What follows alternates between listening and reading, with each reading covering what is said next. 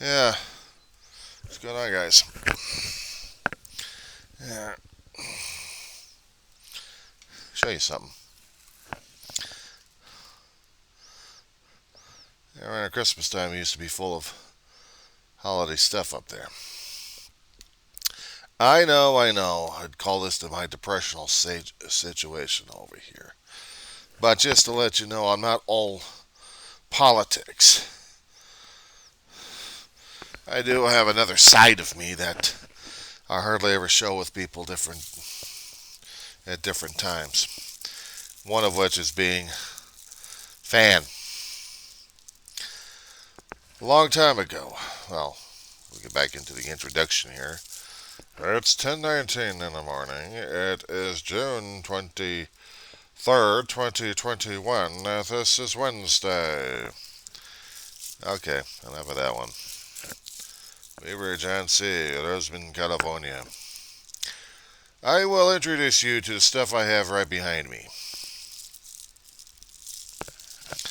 Now, you've been noticing in some of the videos I've been doing these days. Earlier on, I'd be talking about other things. But I know mostly it had been Can I talk right? No, I'm not talking right. Give me that mouth here.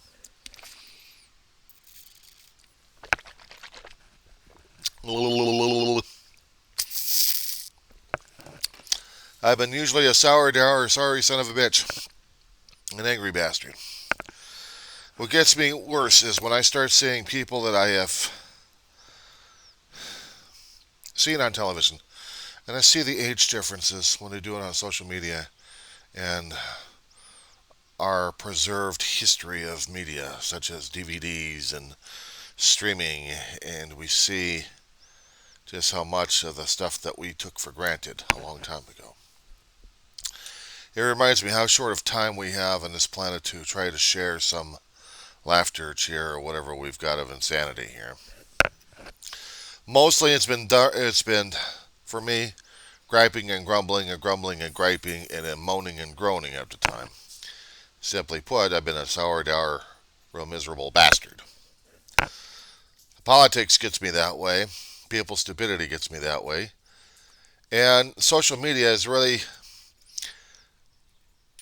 well, do we dare say informative of other people reacting and acting in their own ways, in their own form and fashion, in their own insanity? It gets to a point when you're isolated left and right. Yep, here he goes. He's on detention right now. Yeah, well, basically, I had been on detention for a hell of a long while. Still is. You see the hat wearing on my head. The, sometimes you'll see something that I'm usually wearing. Either stained shirts or something else, and you see insignias on there. Insignias will tell me that I'm still a quote unquote fanboy, but it used to be called a fanatic or a fan.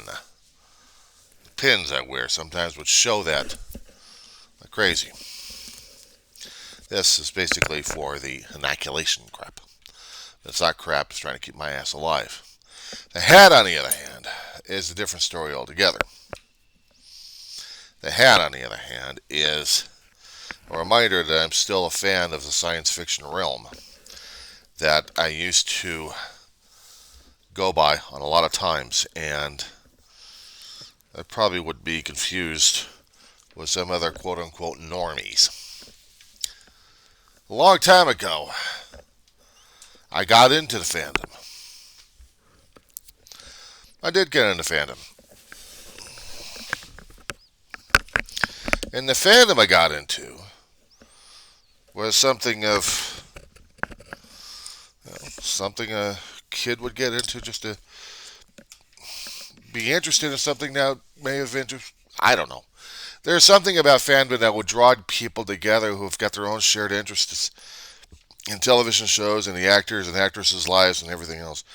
They had to have this stuff back in the 20s and 30s when they started having the movies.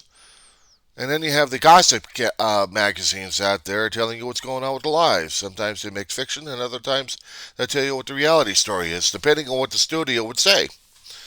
just to keep their fan base alive and keep their profits alive. I'll show you something. Yeah, I'm showing you something.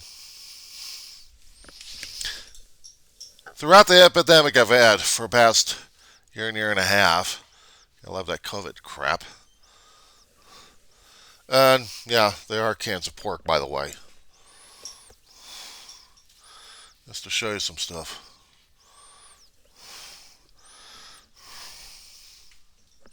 Why? Because I may be a sour dour kind of guy. I'm still a collector at heart.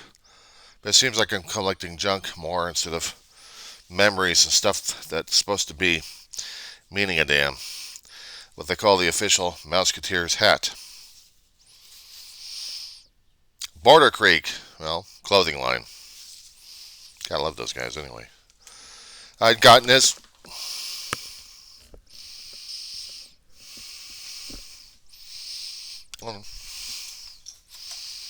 What do you say about that one, Big Monkey? Monkey who's lost his voice a long time ago.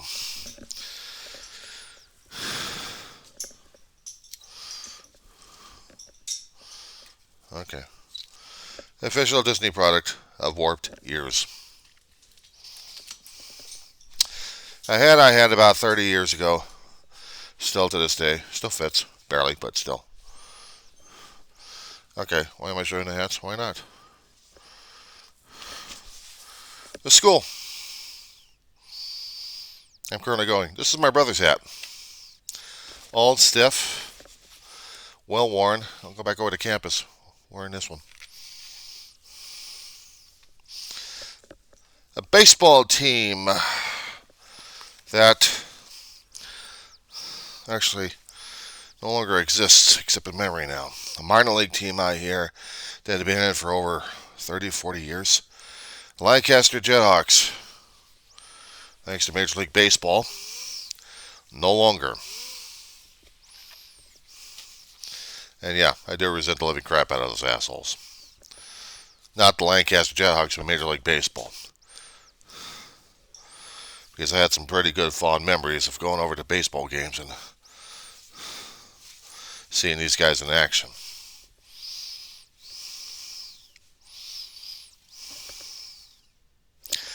May not fit as much, but get me a damn headset over it and I'll be able to wear it. Big enough. And then, speaking of Major League, I want to take this damn hat off. Fandom hat. Speaking of Major League, anybody recognize these symbols? No, you would. The curse of everything.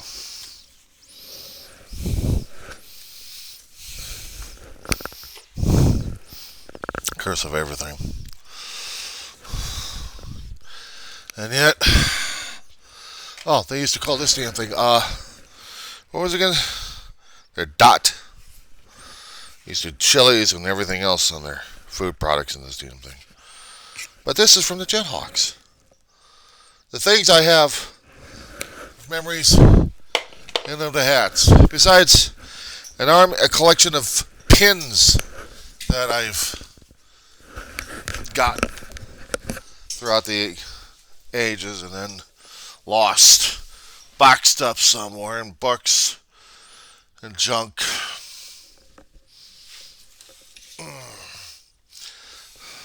Show you the junk pile. My stage. Hideous, isn't it? But boxed personal effects, old memorabilias, magazines, wizard's wands in here. Yeah, one of them is the interactive one, and the other one just doesn't work. But it's supposed to be a pen.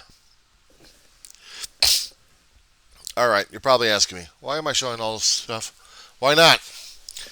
Because every time I keep going on these recordings, it's always something miserable and depressing and everything else. I wanted to... Hold on. about 1990s. This guy, yeah, he's not the Disney gorilla, by the way. Get rid of this damn thing. But for the culture shock of it all, ta-da! Back in the 90s, they sold these guys with a voice box inside. You squeeze him in here, and you would hear him go, roar! Back in the 90s, I used to work over at Universal Studios. Work on a tour area. Actually, I was working merchandise. Worked all over upper and lower lot. I heard this guy roar like crazy. I wanted to get him for my brother's birthday. That was going to be my brother's birthday present. Now, Universal and Disney, for this particular monkey, are one. And if the true Krong was here, he'd be tearing my ass apart left and right. He'd be going, no! Why put this thing on here? Because I need a place to put the ears on. So, no! Charming, isn't he?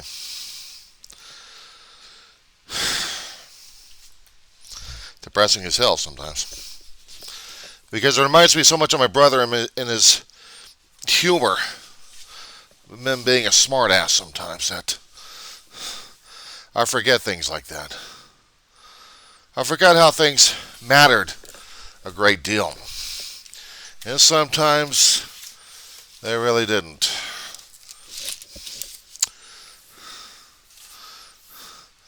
Other times I'm also reminded, you can't take this junk with you.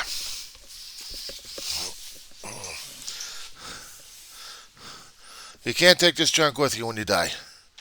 You take only the memories. Don't matter how many pieces of gadgets or widgets that you get. Doesn't matter how much fan shit that you collect. This is all physical, material items. You just can't take it with you. No matter how many times you may want to, or wish to, or need to, this will never come with you except in memories. Except in memories. Which kind of sucks sometimes. Imagine if we were able to bring this stuff to heaven.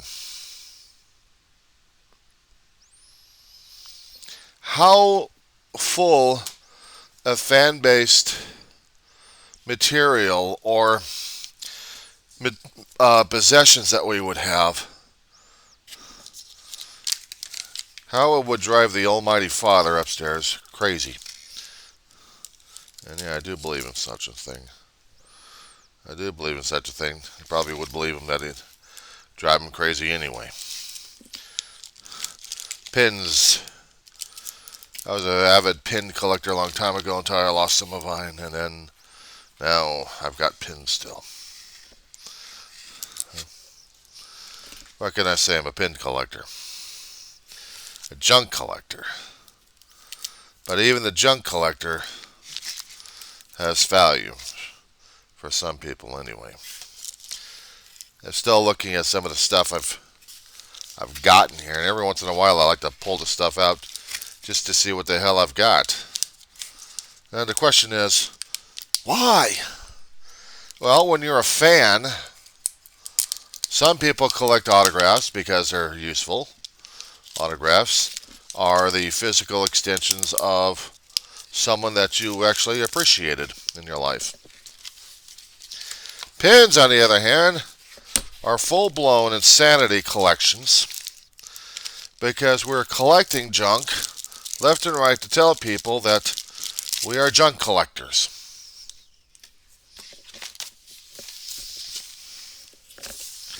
I have been collecting pins all my life and then lost them a long while ago and then got them back again. Well, different forms, but some of them are same and others are not so much. But trying to get my world back again. And the thing of it is, when you have real life kicking in, it changes things and changes perspectives left and right. What do you value the most? You know, this is about 10 to 15 pounds worth of dead weight, literally. Metal. Metal and a little bit of paint. Mostly metal. Some plastic.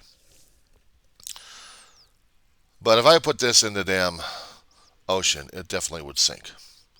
Because metal sinks. Metal's a heavy ore. Refined and poured into different outlets, but it's still a heavy item. So it would sink. It also weighs a heavy amount of in not in the physical, but also in the memory lane. Some pins, some things out there actually do show you life lessons, life learned, adventures been on, memories. At one time I said the pins were a collection of memories. I had a bunch of pins that were memories. I lost them and it pissed me off and I felt incomplete, so I got some of them back, but not all of them. I never will.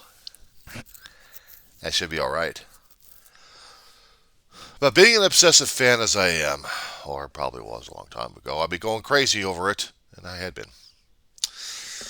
Stimulus came out. Guess what I've been spending it on? Fanboy shit. The monkey, the hats. Shirts I have. Packed away.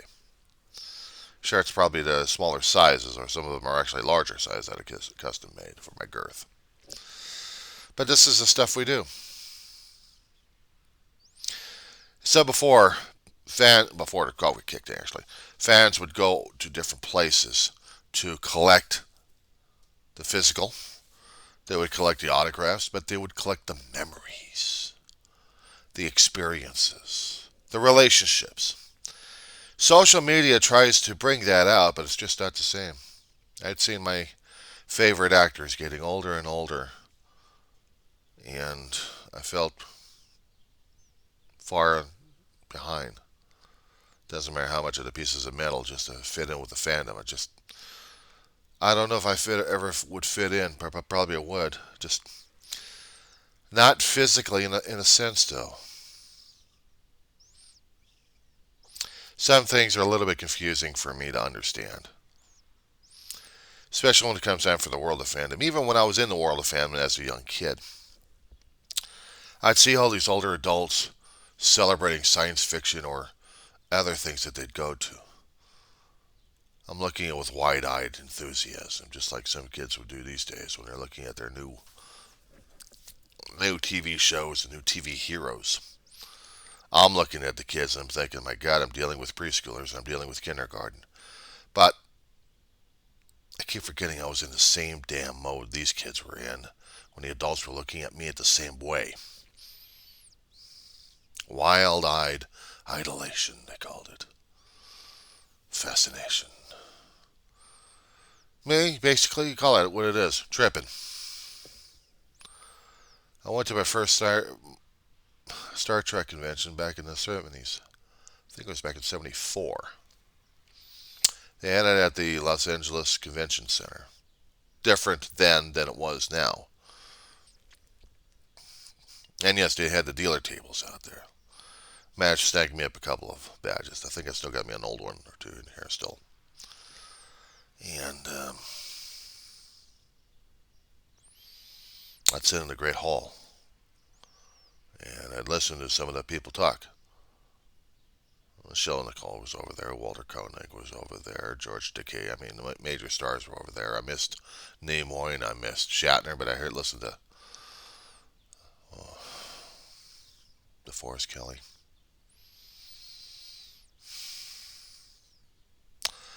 DeForest Kelley was definitely one of those character actors you hardly ever caught, except if he was in a Western movie.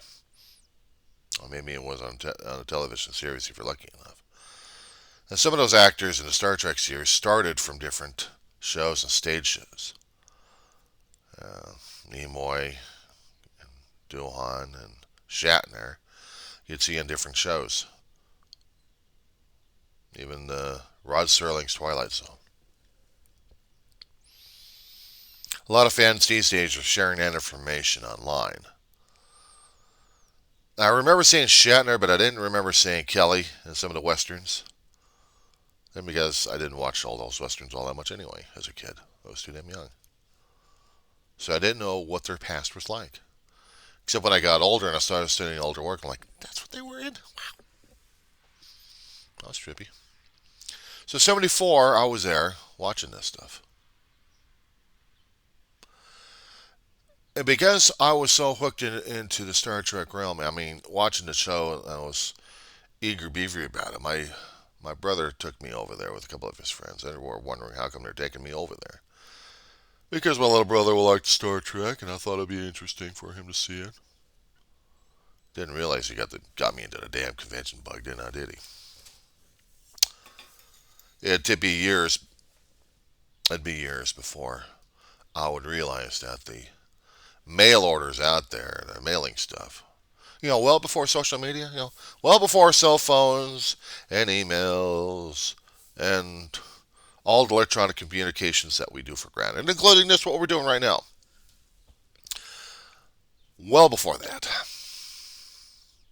we had to have actual paperwork coming through the mail with stamps on it or pre-postage already paid. Of course, you had to put yourself on a mailing list physically, which means you had to have an adult to do that for you unless you're at a certain age, and then you're allowed to do so. Or you pick up a trade magazine and find out when the next convention is. They hardly ever announced it on the television unless it was a big convention they were expecting, and then the advertisers want people to know about it. And you're lucky enough to actually get, if you actually saw the damn thing, and like, oh wow, and then already the tickets are gone. But you get there for one day. I mean, the advance tickets are already gone, but the one day tickets, wow, okay, fine. So here we are. We had the Burbank conventions. But prior to that, they had the LAX conventions. Now, they had the Hilton doing it for 2 or 3 times.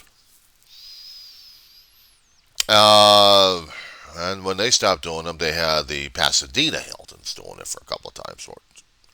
There was also the Bonaventure as well. Now, when they started doing the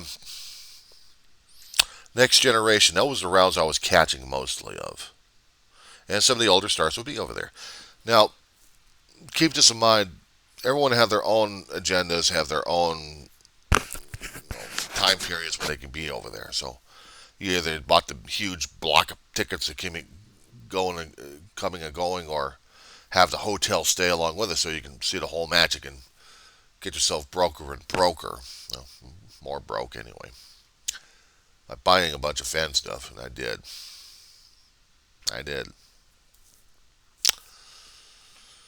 That's why some of the pins I said are memories, because they host the memories. As I'm grasping them, I can see the memories of what was going on. It's not like having a psychic vision, but triggers, actually. The movie insignia that they would have, I'd gotten that from a convention. And I would think about the convention. I even had pictures of conventions. A few of them anyway, but not many. When they had the Woody Garnero's earthquake, it was the last weekend that William Shatner and Leonard Nimoy would do together. And it was talked about for about a couple of years that they were doing a last thing. So they were going around the cities. Anaheim would be nearly the last in their series together at that time. And there would be an earthquake on a Sunday. On the same day I was going to be going over there to see them. Before that, there was supposed to be a convention over at the Bonaventure, which hosted the 5-year anniversary of the Star Trek Next Generation cast. During this time, they were also starting up with the Deep Space Nine cast. And we were supposed to be seeing that. But they didn't do the 1 days like they advertised. You had to buy the 3 days, and I didn't have the money for it. Just a 1 day get in, see it, and then get out. That's the only thing I was doing.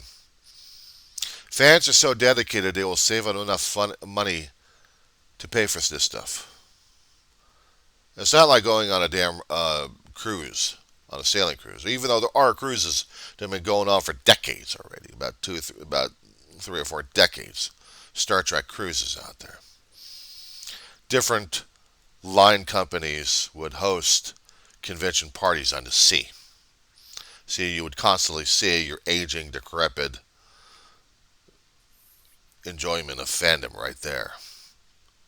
Reminding you how aged and decrepit you are getting mentally and physically, but still. I have a hell of a way of saying that, don't I? But it's a reminder of life.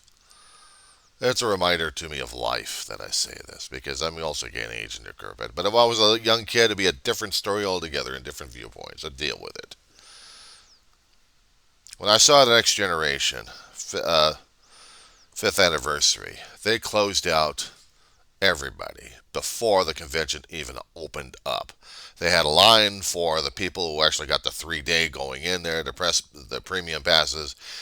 And there must have been about 50 or 60 of us who actually were ready to get in there just for the day, just to see them, say, hi, what's going on? And schmooze, get autographs, get junk, and then get the hell out of there. No. They didn't have it because they false advertised the damn thing.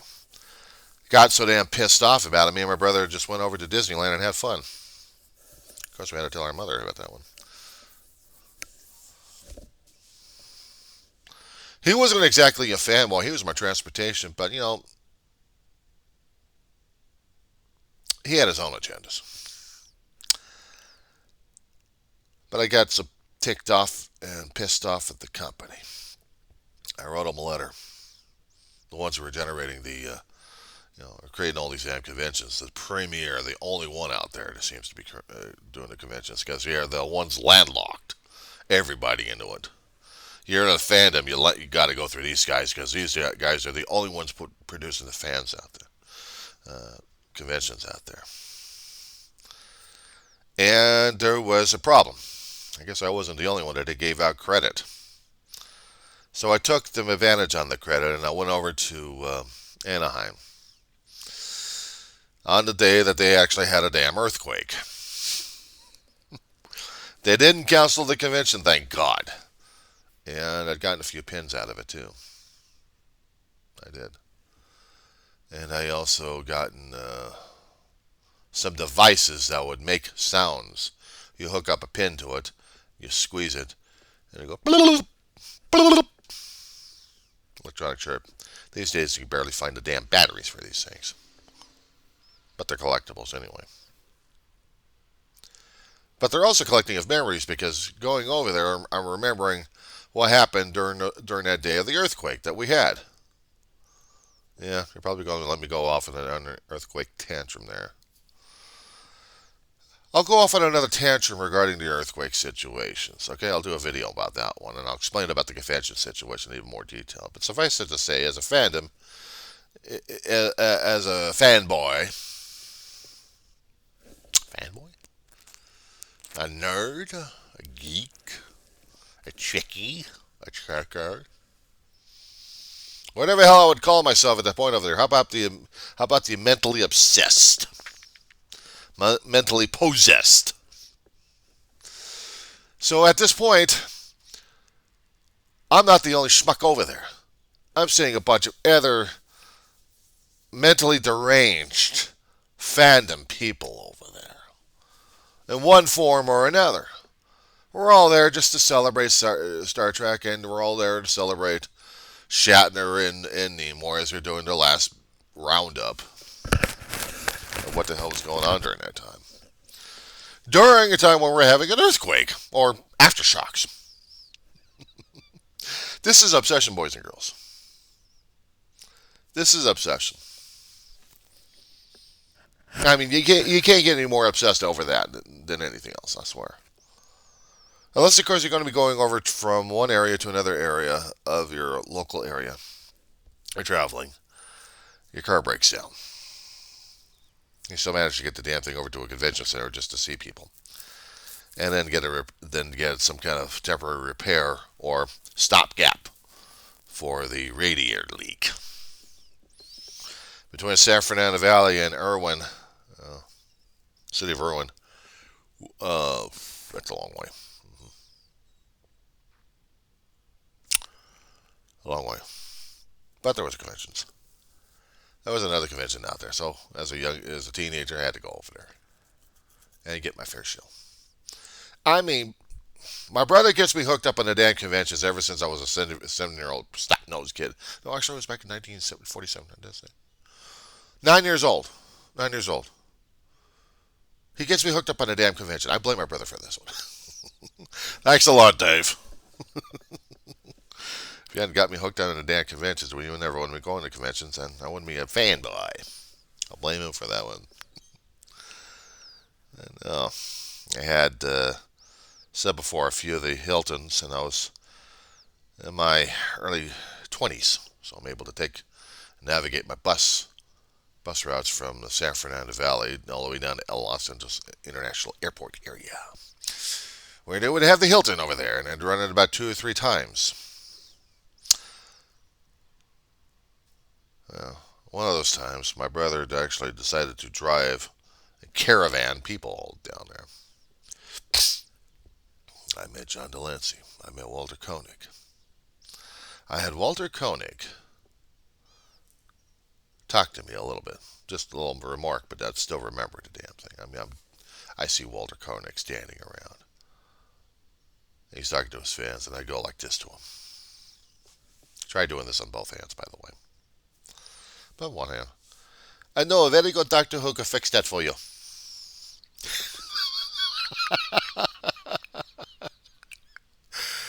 He loved his fans.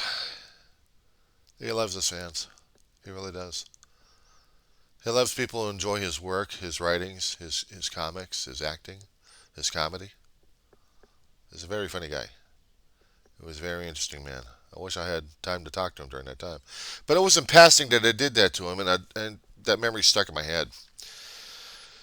It was also the time when the Next Generation was still out and getting popularity and getting its engine steamrolled, maybe about the first or second season, I guess, during that time. And Gene Roddenberry, the creator of all of it, was hanging around the conventions. It would have been an honor to see him personally. Only like a couple of decades later, within that time period, I got to see him buried. Forest Lawn, Hollywood. The place was packed of law enforcement officers. He had been a former World War II veteran, and he had been a former Los Angeles police officer. When an officer passes away, you see the sea of blues, theoretically. It's the sea of police uniforms in different colors with different shaped badges, all paying the same respects as they would their own.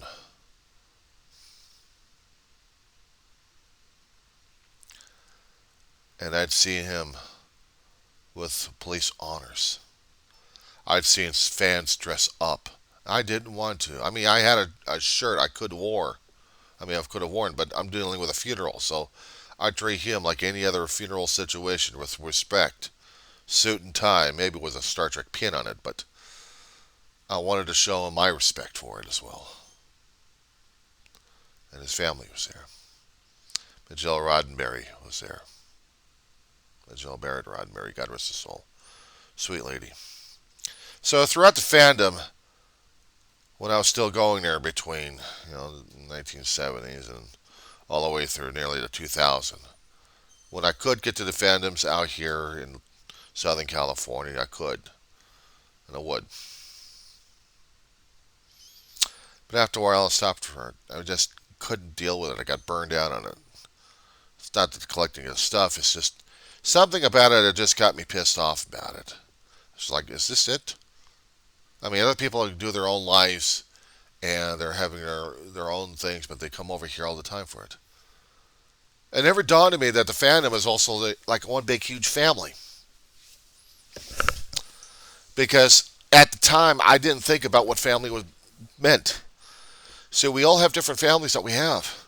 We have our fandom families, your group of fandom friends, left and right. You have your own group of your own clique, so to speak. You have your biological, you have your adopted, you have a group of neighbors. All these little family groups. Back then, it didn't occur to me. It it really didn't. It didn't occur to me that people would go to the fandoms to see their family members. Some people actually worked in the industry in different forms and fashions, left and right, that it was part of their life, part of their, that's it, part of their life. Others would be in clubs left and right, but they would make it a family. I was so aloof with my own family. I did not know how to understand or even deal or how to create my own family. And I guess in a way, maybe I was burning myself out one way or another. Burning the bridges I didn't realize. After I see all of my favorite stars edging and dying off, would I even get a chance to say thank you for being part of my own family? I guess this is my own way of trying to tell them that if they were still alive, if any one of them were still alive from the shows I've watched, the British BBC UFO, Space 1999, Star Trek, Star Wars, Battlestar Galactica, V, Jason the Star Command, Space Academy,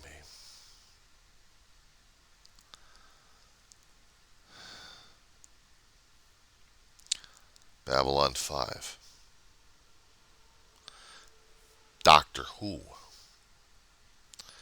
Crusade, Expanse,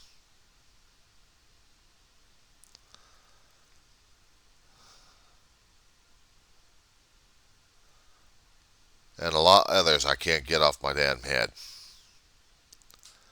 To the cast, to the crew, to the fans, to the people who are generated by this family connection with everything about it.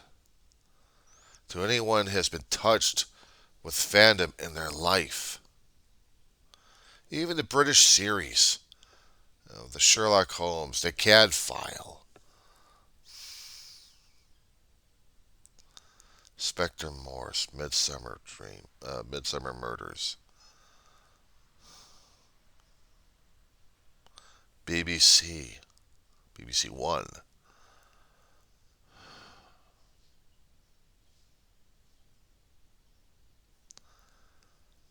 the Paramount, the Universal, the Columbia, the Disney, movies I'd seen, television shows.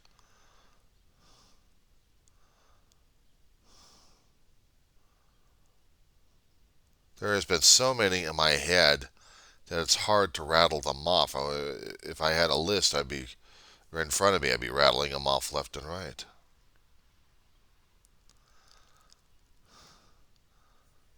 The Rocketeer movie, a classic.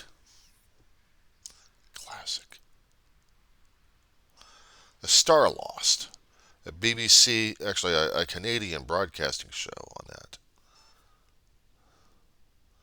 Japanese animation, regular animation. The comics of Marvel and of DC and of Dark Horse.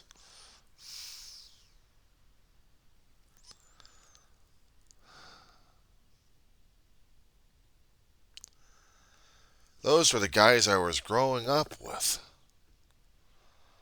Those were the fandoms I was growing up with and having my life surrounding it.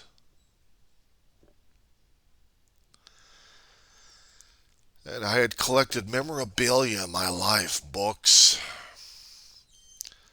and lost a lot of books.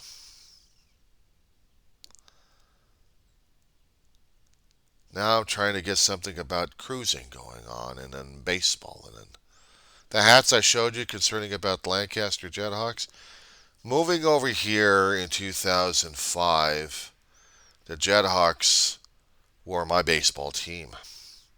I said, hell with the Dodgers and Angels because I could go to the Lancaster Jethawks and see them, and I became a fan base of that one. Kaboom, their mascot.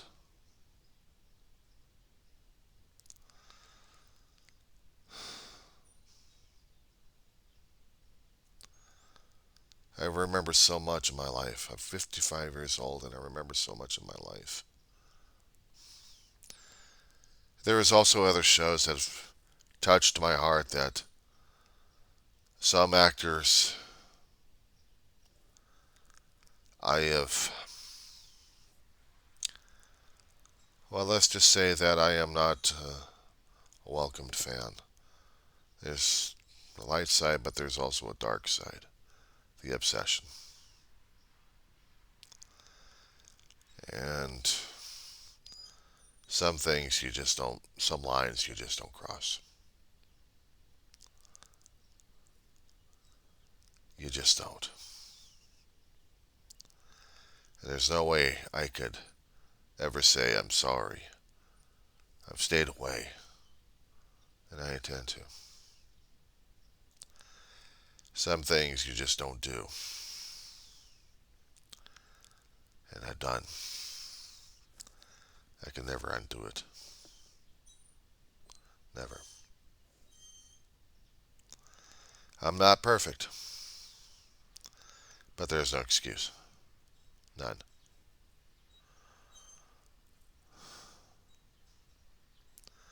So I stay away. But it doesn't mean I don't have any feelings or thoughts about it. And it's usually apologetic anyway. Other things I've done in fandom, I wasn't quite sure if I was ready for any of it. The fan clubs I've been in as, well, in my early 20s, I had practically almost keelhauled one particular club. I almost had another club lobotomized my character. And I got sick and tired of the damn thing in the first place. And what really sealed it up regarding fandom was incidents that piled on a radio show that should never have happened in the first place. Maybe I should have never been involved with them in the first place, but I thought it was something I could. And being a very impressionable 20-something-year-old, I did. I did. Even in my 30s, it got to that point. But even then, lines were crossed. I had a show pulled off the air. And it's something I have to say about it. I'm not giving any details about it. Just suffice it to say that some things in fandom you just don't do, and I did. Not happy about it.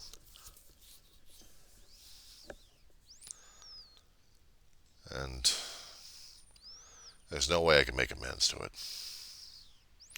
Oh, the show's creator who's been dead for a long while.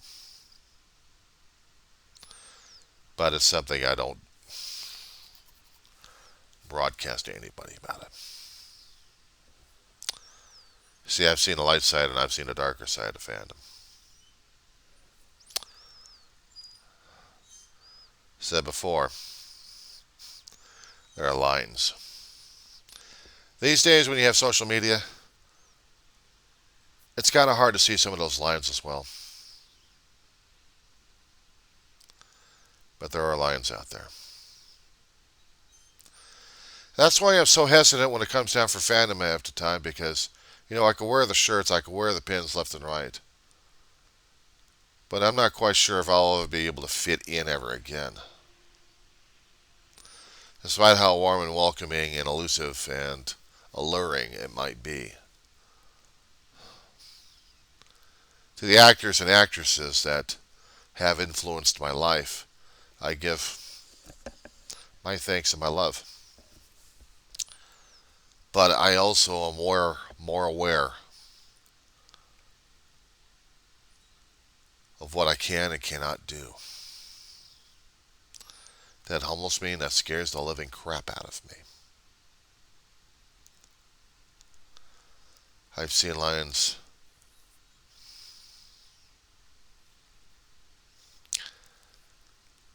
I've also seen shapes, colors, and textures. I've seen different things.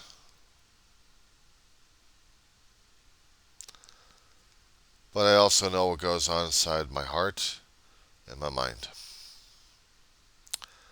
I'm still a fan at heart, but I have to pick and choose my allegiances these days. I have my favorite shows. Stargate series. I only seen 2 out of 3 of them. The Stargate SG-1 and Atlantis. So to the cast and crew, and to the fandom of that, I'd never seen Stargate. I don't know. I never wanted to see that in the first place. The universe one. I don't know. Something about Atlantis was campy enough, and so was SG-1, and I liked them both. But there was something about the universe that just didn't. It just didn't settle well with me. I'm sorry to say. These days, I'm into the superhero stuff that they got, the Marvel Universe, like everybody else, the DC Comics, the shows that they've got on these days, the CW Network, the Arrowverse. And I'll thank those guys, the actors, the actresses, and the fandom, and the production crews, and everybody else involved with them. And some of the characters I did miss. And I know the actors and actresses will be popping up in different shows left and right.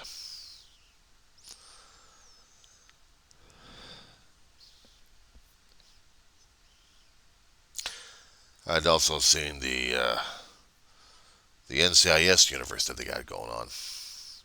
Spawned off by JAG.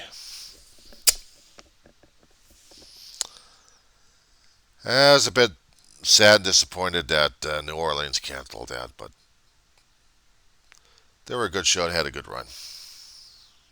I guess they were still trying to find their steam and then they lost it somehow. But that's alright. Los Angeles is a different story altogether, but I think they're losing it a little bit. Not quite. Actors are getting older. You gotta get new blood in there. Things get changed. And same thing for the original NCIS universe as well. And you got The Rookie on ABC. You have the 911 series, both Lone Star and Los Angeles one.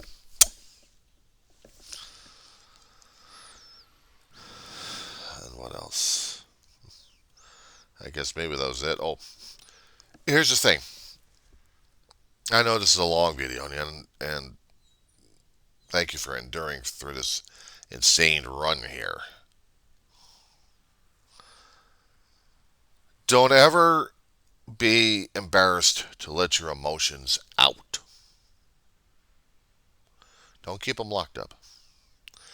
Especially when something hits you emotionally and you need to express them in tears. I can't tell you how many times I have cried. How certain passing of characters and of actors have affected me so. Within the past few years, since I've lost my family, my mother in 2013, my brother in 2018, I have felt more emotions than anything else. I have felt loss deeper and richer than that. When I mourn, I mourn. So, I am not ashamed of crying. Embarrassed, but not ashamed. There are certain triggers out there that hit and affect me deeply.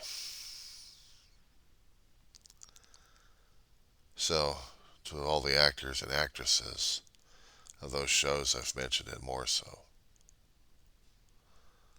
to the fans who've admired and watched them, and also look at them as fallible human beings, my advice is show your emotions on your sleeve. Don't ever be embarrassed to show tears or to cry, because it shows you how truly human we all are. To pour it out on a screen, sometimes I have to dig deep, the actors do. But for the fans, we're reacting to what they're acting on. And that's a God-given gift right there.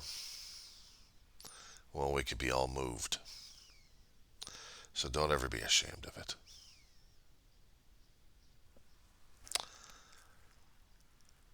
It reminds me of my own. It reminds me of my own losses. Those I've lost and those I've gained and those I truly wish I could be belonging back with, but I can't. Except in spirit. Except in spirit.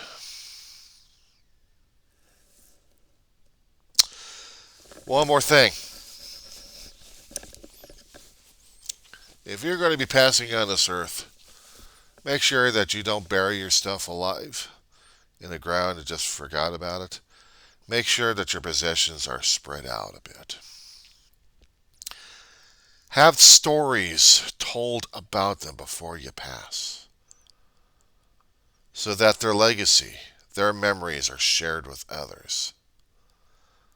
They may be physical items, but for some people, they're treasures. Manufactured, mass-produced. But if there's memories, if there are experiences, they become important on this plane of existence. The other, you just take the memories with you, and that's it. And the experiences, and that's all you've got left. Grab life. Grab life and hold on tight. And go through every experience that you certainly can. Because one of these here days, we're not going to be here any longer. It's a sobering, chilling thought. But for some of us, maybe out there, they're looking forward to it. And the problem is too much. But I know some people are not ready for me just yet. They'd like to see me, but not just yet. I still haven't experienced enough life yet. I still have other families to connect with. I have other families to hopefully create or be part of. Other experiences I wish to continue further. College is one thing. Cruising's another. On a cruising ship, yeah. On a mechanicalized diesel fueled. Did they actually put diesel fuel in those damn things? Is it JPX? JP4? Something like that? I don't know. Maybe they may have nuclear power one of these here days, or solar power, or fusion power. That'd be something. Cruise the stars in those things. Oh, if I only did cruise the stars on those things, I'd rather be cruising the ocean right now. I'd rather be sailing on the ocean right about now. And yes, there is fandom for that one too. It's called a cruising community out there. And you'd be surprised. Something I just discovered because since I had been a cruiser one time only, I still haven't been able to get the damn thing out of my damn mouth. Short story, my brother and I had gotten a cruise from a favor. And actually from a favor. Repayment from a friend. Ma was bookkeeper and income tax specialist. She saved a friend and travel agent some money. He repaid us with a couple of cruises. Ma and a friend of hers that gets 10-day Mexican Riviera. Me, Dave, well, me and my brother David. We got 3-day Ensenada and back.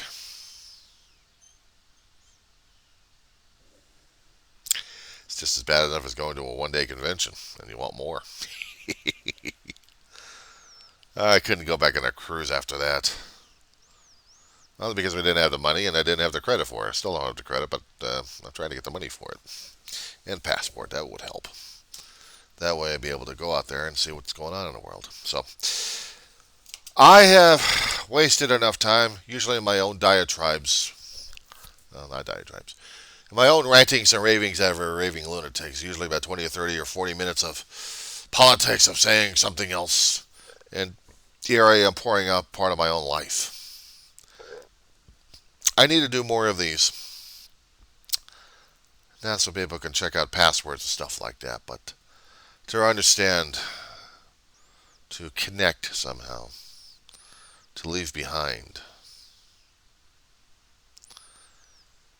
to say things that should have been said a long time ago, to make amends that can never be made in person, and that's all right. I've hurt, and I'm sorry. I stay away. Lines. Other places I went to and had fun. Remember that always is to have fun in fandom. But remember your place, young Padawans. There are certain lines you don't cross. Stay within the Force, the light side of things. And if you happen to see cows falling from French castles, run away. Or attacking rabbits, run away. Just make sure you have the Holy Grenade of Antioch to help you out with that one.